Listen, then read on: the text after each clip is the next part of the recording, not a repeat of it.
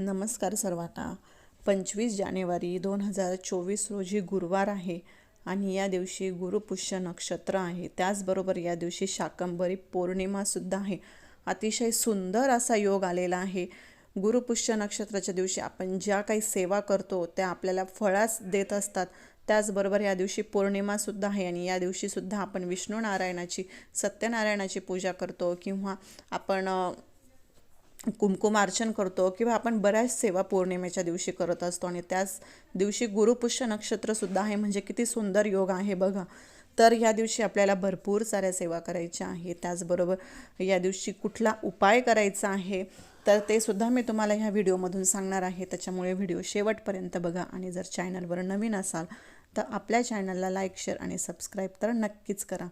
तर बघा, 25 जानेवारी 2024 रोजी गुरुवार आहे आणि या दिवशी सकाळी 8:15 पौर्णिमा सुरू होणार आहे आणि पूर्ण दिवसभर पौर्णिमा असणार आहे. तर तुम्ही जे आपले नेहमीचे महिन्याचे जे काही सत्यनारायण करतात ते तुम्ही संध्याकाळी प्रदोष काळात केले तरीसुद्धा चालेल. त्यानंतर तुमची कुठलीही इच्छा असू दे, कुठलीही अडचण असू दे, म्हणजे तुमची व्यापारासंबंधित काही अडचण असू दे किंवा विवाह संबंधित असू दे, संतती होत नसेल किंवा ऐकत नसेल, तुमची कुठलीही इच्छा असू दे, नोकरी मिळणं असू दे किंवा तुमचं लग्न होणं असू दे, घरामध्ये कटकटी वादविवाद होतात त्या कमी होणं असू दे किंवा कुठलीही तुमची घरासंबंधित तुमचे पर्सनल जे काही प्रॉब्लेम असेल तर त्याच्यावर एक उपाय आपल्याला करायचा आहे. तर काय करायचं आहे? गुरुपुष्य नक्षत्र आहे त्यामुळे या दिवशी बरेच जण बघा सोनं किंवा चांदी खरेदी करत असतात. जर तुमच्याकडे चांदीची निरंजन घरामध्ये असेल तर तुम्ही खरेदी नाही केली तरीसुद्धा चालेल. ज्यांच्याकडे चांदीची निरंजन नाही आणि जे खरेदी करू शकतं त्यांनी 25 तारखेला एक चांदीची निरंजन घेऊन यायची आहे. आणि जर तुम्ही खरेदी करू शकत नाही तर तुमच्या घरामध्ये जी अवेलेबल असेल, एखादी पंतिका व्हायना असेल किंवा स्टीलची निरंजन असेल तरीसुद्धा चालेल. तर त्याच्यामध्ये आपल्याला हा उपाय करायचा आहे. शक्यतो तर हे चांदीच्या निरंजनमध्येच केलं जातं, पण अगदीच करायचं नाही माझ्याकडे नाही आहे म्हणून पण का करायचं आहे आपल्याला? आपली तशी परिस्थिती यावी की मी सुद्धा चांदीच्या निरंजनमध्ये हे काही सेवा आहे ती कधीतरी करू शकेल, ह्याच्यासाठी सुद्धा आपल्याला हा उपाय करायचा आहे. मग तुम्ही ते एका पंक्तीमधून सुरुवात केली तरीसुद्धा चालेल, पण कुठलीही गोष्ट करताना, कुठलाही उपाय करताना हा मनापासून करायचा असतो. कुठलीही सेवा ही मनापासून करायची असते, तेव्हाच ते आपल्याला फळ देत असते. तुम्ही म्हणाल जाऊ दे असं करू तसं करू, तुम्ही सोन्याच्या निरंजनमध्ये सुद्धा लावलं आणि जर तुमची आतून श्रद्धा नसेल, विश्वास नसेल तर त्याचा तुम्हाला काहीच फायदा होणार नाही. त्यामुळे विश्वास हा अतिशय महत्त्वाचा आहे, श्रद्धा अतिशय महत्त्वाची आहे. त्यामुळे गुरुपुष्य नक्षत्राच्या दिवशी आपल्याला एक चांदीची निरंजन तुम्ही आणा, असेल तर ठीक, नसेल तर घेऊन या आणि घेऊन नाही येऊ शकत तर घरामध्ये जी अवेलेबल असेल ती निरंजन घ्या. संध्याकाळच्या वेळेस आपल्याला हा उपाय करायचा आहे. म्हणजे जेव्हा आपण म्हणतो दिवाबत्ती किंवा तिन्ही सांजेची वेळ असते 6:30 ते 7 मध्ये हा आपल्याला उपाय करायचा आहे. तुम्ही सत्यनारायणाची पूजा मांडून घ्या, दिवाबत्ती सगळीकडे करून घ्या, तुळशीजवळ दिवा लावा, आपल्याला मुख्य दाराजवळ दिवा लावा. सगळं करून झाल्यानंतर आपल्याला ही सेवा करायला बसायचं आहे. तर तुमच्याकडे जी निरंजन अवेलेबल असेल ती निरंजन घ्या. त्याच्यामध्ये एक गाईच्या तुपामध्ये भिजवलेली वात घ्यायची आहे आणि ती आपल्याला पेटवायची आहे. तर गुरुवारपासून आपल्याला हा उपाय सुरू करायचा आहे आणि पूर्ण आपल्याला हा उपाय 24 दिवस करायचा आहे. आता नीट ऐका मी तुम्हाला काय सांगते. तर गुरुवारी आपल्याला एक तुपाची वात निरंजनमध्ये ठेवायची आणि ती पेटवायची. त्यानंतर दुसरा दिवस म्हणजे शुक्रवार येणार, तर शुक्रवारी आपल्याला 2 वाती त्या निरंजनमध्ये लावायच्या. त्यानंतर शनिवार येणार, शनिवारी आपल्याला 3 वाती त्या निरंजनमध्ये लावायच्या.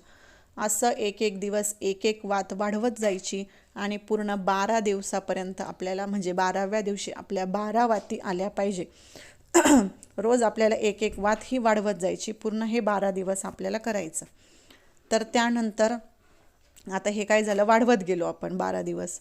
त्यानंतर 12व्या दिवसानंतर आपल्याला एक वात ही कमी करत जायची. म्हणजे आता 12व्या दिवशी 12 वाती लावल्या, 13व्या दिवशी आपल्याला 11 वाती लावायच्या, मग नंतर 10 लावायच्या, नंतर 9 लावायच्या, 8, 7, 6, परत 1 वाती येईपर्यंत आपल्याला लावायची आहे. अशी ही सेवा आपल्याला 24 दिवस करायची आहे. आणि फक्त वातीच लावायच्या नाही, तर जेव्हा आपण ती वात पेटवतो त्याच्यामध्ये थोडंसं तूपसुद्धा टाका, म्हणजे ती वात थोडी जास्त वेळ जळेल. तर नुसतीच आपल्याला वात पेटवायची नाही, तर त्याच्यासोबत आपल्याला सेवासुद्धा करायची आहे. तर सेवा कोणत्या करायच्या आहे? आपल्याला व्यंकटेश स्तोत्राचं पठण करायचं आहे.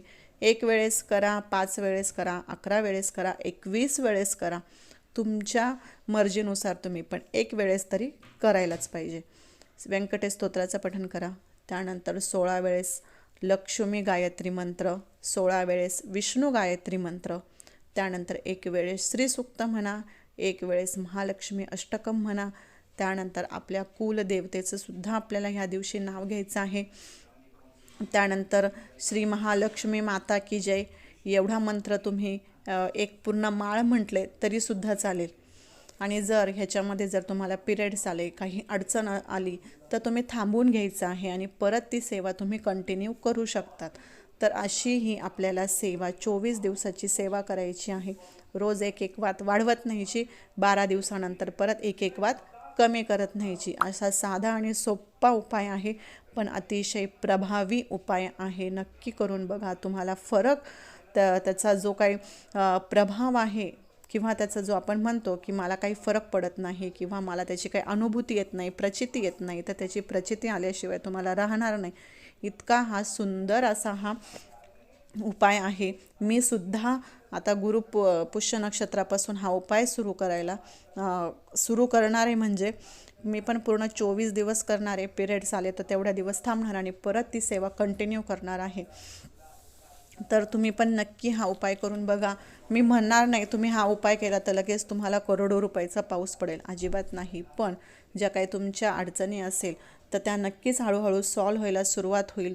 आपल्याला नवीन नवीन मार्ग दिसत जातात आणि आपण त्याच्यातून इन्कम सोर्स हा वाढवत जातो. अशासाठी आपल्याला हे उपाय करायचे असतात. नक्की करून बघा, नक्कीच तुम्हाला त्याचा अनुभव आल्याशिवाय राहणार नाही.